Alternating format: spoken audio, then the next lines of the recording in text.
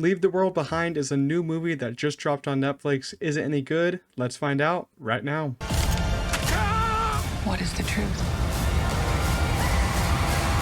Welcome back to the channel, everyone. I hope you're all doing well. As I said in the intro, we're going to be reviewing Leave the World Behind. Before we get started, make sure to like this video, subscribe to the channel. We're on the road to 500 subscribers. It's free to do so. I'm going to read you guys a quick plot synopsis just so you know what the movie is about. A family vacation on Long Island is interrupted by two strangers bearing news of a blackout. As the threat grows, both families must decide how best to survive the potential crisis, all while grappling with their own place in this collapsing world. Alright, so this is a new kind of post-apocalyptic kind of world movie. We've already had another movie this year that's kind of like a post-apocalypse kind of movie, which was Knock at the Cabin. This really reminded me of that. I'm not sure if it's because they're both like post-apocalypse kind of like movies, but they just both remind me of that because they both have these kind of things that happen in the movie where, like, you know, these terrible like these terrible like supernatural things happen with the government and with a lot of noises in this movie, and it's a pretty interesting movie. There's a lot of weird stuff with that happens with a lot of animals,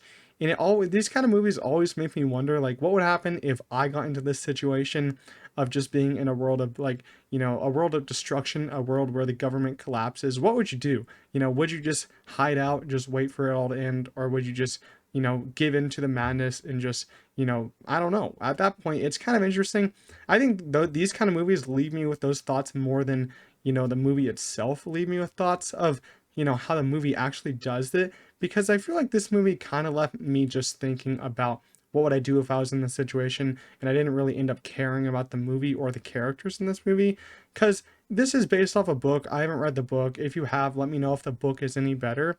But you also have a pretty stacked cast here of people like Julia Roberts, Ethan Hawke, Mahershala Ali, Kevin Bacon, and, you know, they should make those, it makes those people into characters that you care about. But at the end of the day, as I said, I didn't really care about those characters. I think the cast did a great job. Everyone did a pretty good job in here.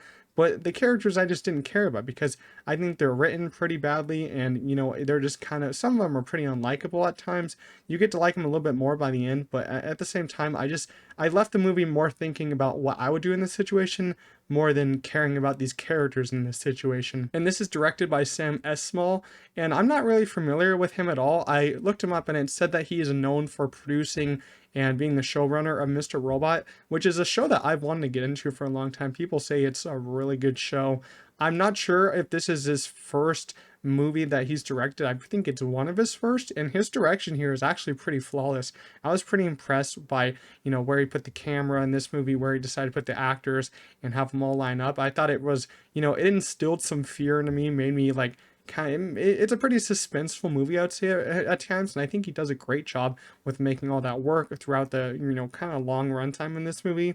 The script, though, I would say the script isn't great. It's probably the weakest part of the movie for me, because it didn't feel like the movie really went anywhere, and it kind of felt like the movie took forever to get to the next spot in the story, the next story point, because this movie is cut into parts, and I feel like the script didn't, as I said, the script didn't work because it just took forever to get to places, and it just didn't make you really care about the characters and the issues that they had, because the characters started to have these issues that happened with them physically towards the end of the movie, and I wish that would have showed up earlier, because I think that would have made me care about them a little bit more. I will say the sound design of this movie is really terrific. One of the standouts for this movie, because as I said, you have a lot of supernatural things happen here. The sound design has to be perfect. I think it was pretty perfect.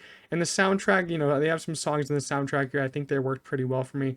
They have some scenes where songs are just playing in the background. I think it really helps with, you know, how everyone's feeling in this movie, how everyone just wants to feel okay. I think those songs did help with that. And the length of this movie, it's 2 hours and 20 minutes long. It's a very long movie. When I saw the runtime of this before I was about to watch it, I was like, golly, why is this movie so long? Because I know it's a post-apocalyptic movie. You got to go through a lot of stuff, and you got to kind of explain it, but 2 hours and 20 minutes for this kind of movie is really long. That's like an animated movie being that long. It doesn't need to be that long unless it's like Across the Spider-Verse, which definitely need the runtime. But this, as I said, this took forever to get to the next story point, get to the next part of the story.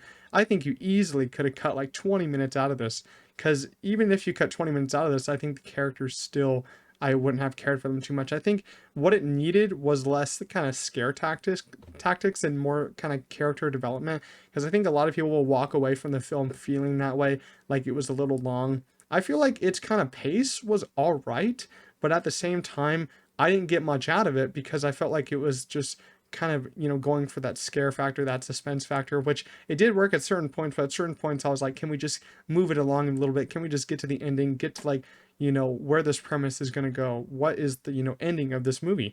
That kind of gets me to the ending. I'm not going to talk about any spoilers here. I will say the ending though didn't work for me. I was kind of, when the movie ended, I was like, that's the ending? Really? That's where we're going to end it? It's kind of, the ending kind of makes you love physical media a little bit more, which I kind of like that part of it. But it's just kind of stupid when it comes from Netflix, who they don't really put all their stuff on physical media. Sure, they put some of their stuff, but I'm still waiting for like Stranger Things season 3 on physical media, season 4, a lot of other stuff on physical media. So I think it's pretty funny and pretty dumb that this, ending is going for that physical media kind of thought. But I thought it was nice considering I collect a lot of physical media. You can see it in the background to me.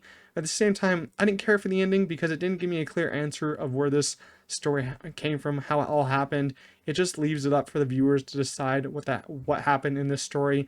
I think that some people do like that kind of ending. If you do, it's fine. But in my personal opinion, I feel like that ending is a little bit cheap. I feel like when you write an ending like that, you don't know where to take the story or where to conclude the story. I feel like it's a little dumb of an ending. I feel like it's a little stupid for me. So the ending didn't work for me, sadly. I was just a little thrown back by, we sat here for 2 hours and 20 minutes, watching these characters go through these struggles, just seeing the world end, and we just don't know why at that point. I just feel like it didn't work for me. I feel like a lot of people aren't going to like the ending. If you do, it's fine. I just think the majority of the people won't like the ending, and I didn't like the ending at all. So overall, Leave the World Behind is another, I think it's another Netflix miss for me, because I think this movie and the premise could have easily been great. I don't know if the book is the same. The direction here is pretty great, sound design's great. The writing here is a little bit messy for me. I think it's a little bit too long. So I'm going to give Leave the World Behind a 6 out of 10. Let me know down in the comments if you guys did watch this movie. I'm really curious to hear your thoughts. Did you like the ending? Did you hate the ending? Did you think it was too long? Let me know your thoughts down below. Make sure to leave a like on this video. It helps a lot. And I'll see you guys in the next one. Peace out.